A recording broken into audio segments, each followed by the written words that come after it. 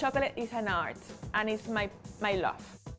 These are my truffles. They are my first product, and it was our signature product now. Everybody loves them. Her truffles, handcrafted with little pieces of chocolate, were such a success that in 2006, Romanico's moved from its cart in the mall to a fine chocolatier shop in Coral Way. The products are all handmade, with at least 65% Venezuelan chocolate. They come beautifully and carefully packed because for Alejandra, chocolate is more than candy. Chocolate is a symbol. And I always say, if it's not a symbol, why don't you send something else on Valentine's Day? When you send chocolate, you are saying, I love you, I care for you, you are important. Because when you are sending chocolate, you are sending happiness.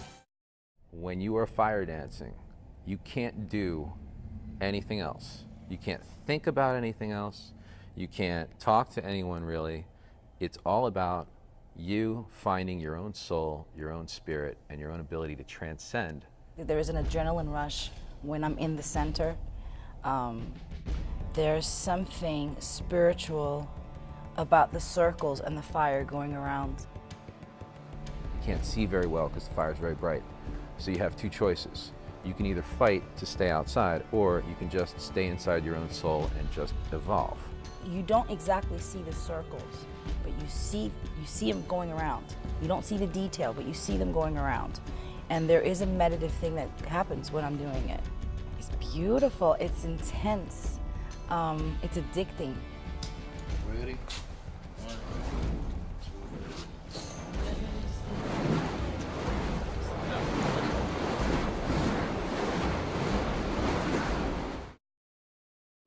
Her curiosity about space, the seas, the earth, the universe has allowed Angela Posada Swafford, a Colombian writer and producer, to follow in the footsteps of scientists in all sorts of exciting expeditions during her 20-year career as a multimedia journalist.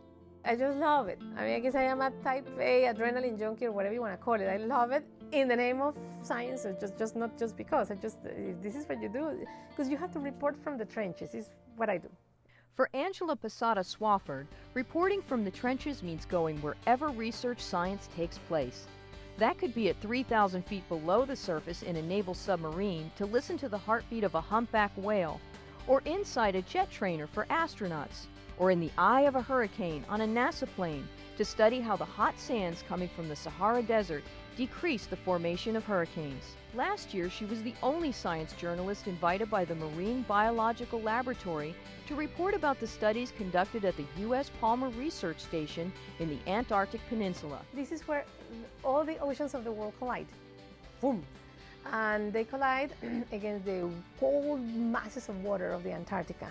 At the Palmer Station, Angela was able to share her experience on the Antarctic Peninsula in her blog Aventureros de la Ciencia, written for magazines and newspapers, and she conducted the first ever live wireless internet video conference, connecting 5 science museums and 400 people, making polar history in communications. I began to transmit, and all these children were asking me questions live about global warming on their own. And then the penguins, are very curious creatures.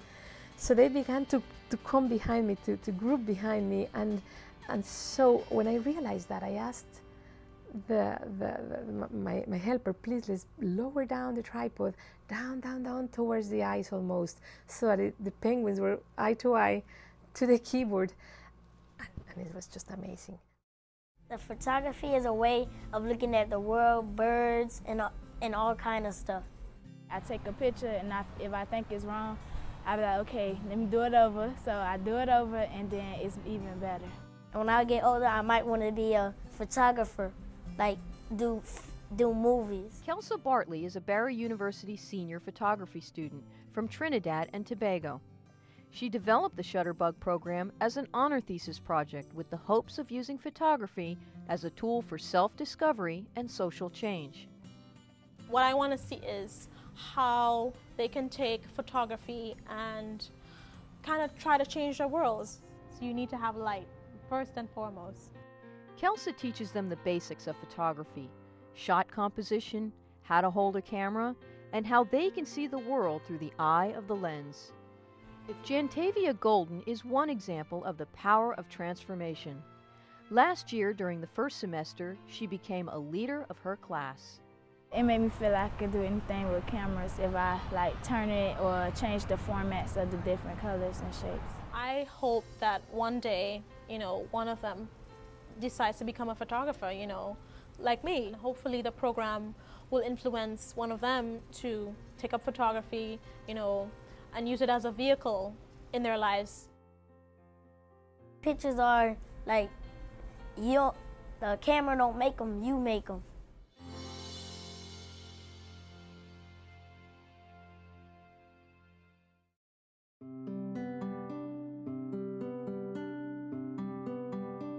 Internationally acclaimed painter and sculptor from Colombia, Amparo Garzón always knew she would be an artist.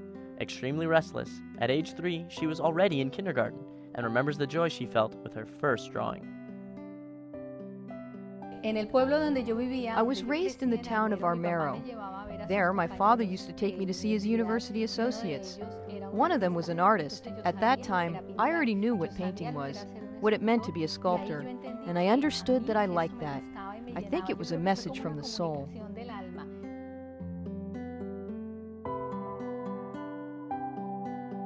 Always connected with her inner world and in a constant search of ways for expression during the past 35 years, Amparo has found in the different spiritual philosophies a support to create her own language.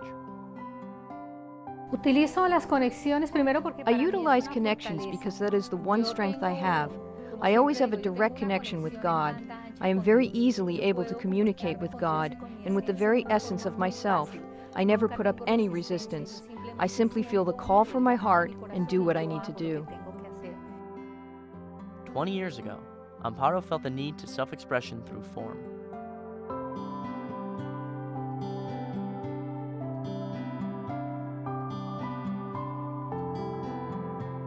Magical realism was the art domain that would allow her to travel from the invisible world, the inner world of her essence, to the visible universe, and to create forms that would communicate pure love.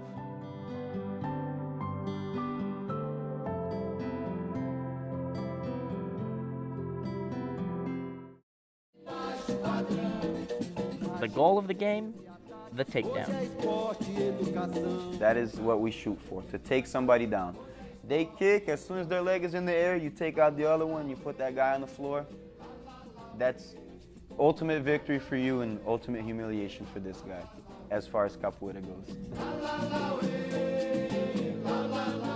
But no matter what happened in that circle, the game always ends with a hug and a smile.